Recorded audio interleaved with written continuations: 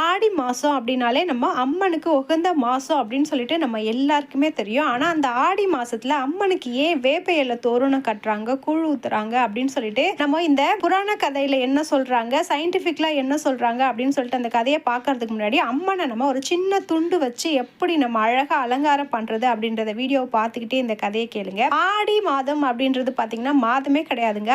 ஆடின்றது ஒரு பெண்ணோட பேருங்க. தேவலோகத்தில் இருந்த அந்த பெண் பார்த்தீங்கன்னாக்கா சிவபெருமான் மேலே ஆசைப்பட்டு பார்வதி தேவி பார்த்தீங்கன்னாக்கா தவம் இருக்கிற சமயத்துல அந்த கைலாயத்துக்கு அவங்க வந்துட்டு பார்வதி தேவியா உருமாறி போயிடுவாங்க. ஆனா அதை சிவபெருமான் கண்டுபிடிச்சு, நீ என் மனைவி இல்லாத நேரத்துல நீ என்னை இப்படி ஏமாத்துறதுக்கான தண்டனையா பார்த்தீங்கன்னாக்கா நீ வந்துட்டு கசப்பான மரமா வந்துட்டு பூலோகத்துல பிறப்பீங்க அப்படின்னு சொல்லிட்டு சாபம் கொடுத்துருவாங்க. அதுக்கு அந்த பெண் பார்த்தீங்கன்னா, ஒரு முறையாவது உங்களோட பாசம் என் மேல படணும் அப்படின்றதுக்காக தான் நான் வந்தேன், மற்றபடி எந்த எண்ணமும் இல்லை, எனக்கு சாப விமோசனம் கொடுங்க அப்படின்னு சொல்லிட்டு கேட்கும்போது, நீ என்னதான் கசப்பான மரமா இருந்தாலும் உன்னை பார்த்தீங்கன்னாக்கா நீ இந்த மாதத்துல உன்னை வந்துட்டு அம்மனா வந்து வழிபடுவாங்க, நீ வந்துட்டு மருத்துவ குணம் வாய்ந்த மரமா சக்தி வாய்ந்த மரமா தான் இருப்ப அப்படின்னு சொல்லிட்டு சாப விமோசனம் கொடுப்பாங்க அப்படின்னு சொல்லிட்டு தாங்க புராண கதைகள்ல சொல்லுவாங்க.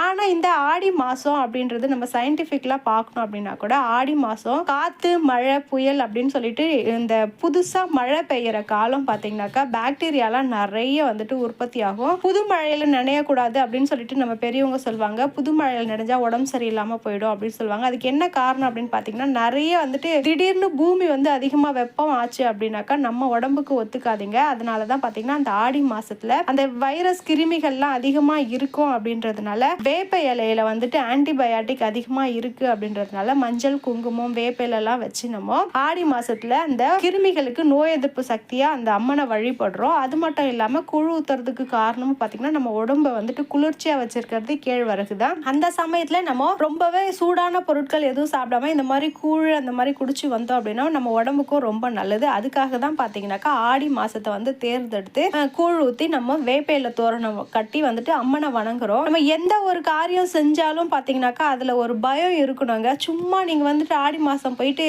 அம்மனுக்கு வந்துட்டு கூழ் ஊத்து அப்படின்னு சொன்னா நம்ம எதுவும் கேட்க மாட்டோம். அதனால வேணா நம்ம பெரியவங்க பயமுறுத்தி சில விஷயங்களை நமக்கு சொல்லியிருப்பாங்க. நிறைய எங்க ஊர் பக்கம்லாம் பார்த்தீங்கன்னா வெய்ய நேரத்துல போயிட்டு மரம் ஏறாத, பேய் பிடிச்சிக்கும் அப்படின்னு சொல்லுவாங்க. அதுவும் நாவு மரத்துல ஏறாத, முருகு மரத்துல ஏறாத, வெய்ய நேரத்துல போய் நீ ஏறின அப்படின்னாக்கா கண்டிப்பா உனக்கு பேய் பிடிச்சிக்கும் அப்படின்னு சொல்லிட்டு சொல்லுவாங்க. அதுக்கு என்ன காரணம் அப்படின்னு சொல்லிட்டு பாத்தீங்கன்னா, உச்சி வெயில்ல நம்ம எப்படி டயர்டா இருக்குமோ மரமும் அந்த மாதிரி தாங்க டயர்டா இருக்கும். அந்த மாதிரி சமயத்துல நம்ம மரத்து மேல ஏறணும் அப்படின்னா அந்த கிளை உடைச்சிங்கன்னா அங்க இருந்து கீழே தாங்க விழுந்து வாருவோம். பெரியவங்க ஒரு விஷயம் சொல்லியிருக்காங்க அப்படின்னா அதுல 1000 அர்த்தம் இருக்குங்க. நம்ம நார்மலா சொன்னா அதை கேட்க மாட்டோம் அப்படின்றதுனால பயமுறுத்தி சில விஷயங்கள் சொல்லியிருப்பாங்களே தவிர்த்து அது மூட நம்பிக்கை அப்படின்னு நினைக்காதீங்க. அவ்வளவுதான் ஃப்ரெண்ட்ஸ். இந்த வீடியோ பிடிச்சிருந்ததுன்னா மறக்காம வீடியோக்கு ஒரு லைக் போடுங்க. நிறைய